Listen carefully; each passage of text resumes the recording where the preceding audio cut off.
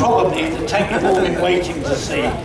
It's turret number 101. It was captured in Tunisia in a battle with Churchill's 48th RTR, and we've restored it, or at least we've had it restored to running order. And it's quite impressive sight to see a Tiger going. But that's the real thing. That's the tank that probably terrified more British and American tank troops than anything else. The idea of running into one of those is something they didn't relish at all.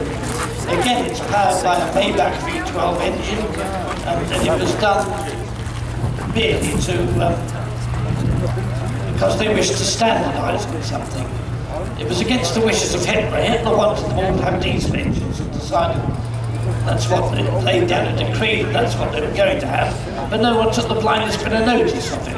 It's fitted with extra wide tracks to deal with soft conditions, but those tracks were so wide that if you moved the tank by rail, you had to take those tracks off, take off the outer set of road wheels, put on special narrow tracks for it to be able to sit on a railway wagon at all. It has a torsion bar suspension, and the road wheels actually overlap and interleave with one another, so that they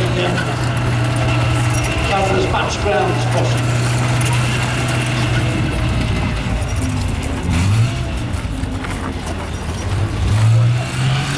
As you're probably aware, Tiger 131, it was captured in Tunisia, brought back to the UK, evaluated, lots of reports written on it, and it came to the Tank Museum in 1951. And we started a programme back at the end of the 90s with help from the lottery, from prison fund, individuals, companies.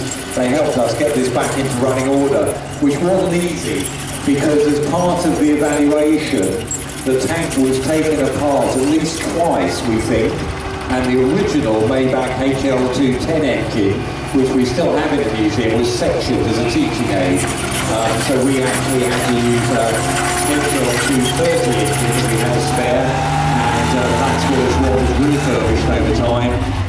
Many ups and downs in that process, but at the moment, after a number of years, we've still got the only working Tiger one in the world.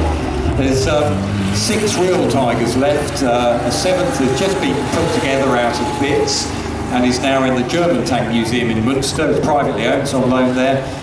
So it's a bit of a rare beast. 1,300 Tiger 1s were made during the war, but of course an awful lot of them, as we were making the point earlier about tanks, they symbolise things as well.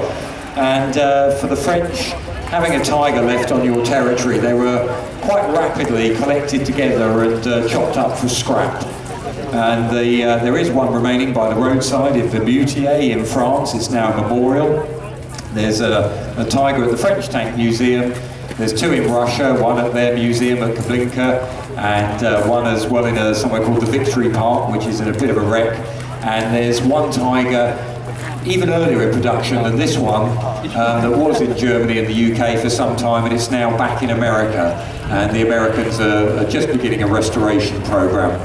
But this one, it's a rare opportunity here, obviously, seeing the Tiger, and we do limit its running. We only run it about 3 times a year, and we're very careful with the amount of track mileage, as it's called.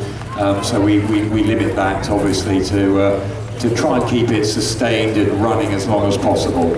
But as someone mentioned, it's probably now the most famous tank in the world because it appears on YouTube all the time. Awful lot of interest in the Tiger, and of course it also appeared in that Fury movie. There's a couple of things about it. The Tiger, by the way, is armed with an 88mm gun. It was adapted from what had originally been an anti-aircraft gun. Really almost new by the time it was fitted into the tank. But it basically was not only a very, very destructive gun, it was a very accurate gun, and it meant that more or less what the gunner aimed at he hit, because the sights would match up with the tank, with the gun itself, and what it hit it destroyed, and that's what really set the Tiger apart.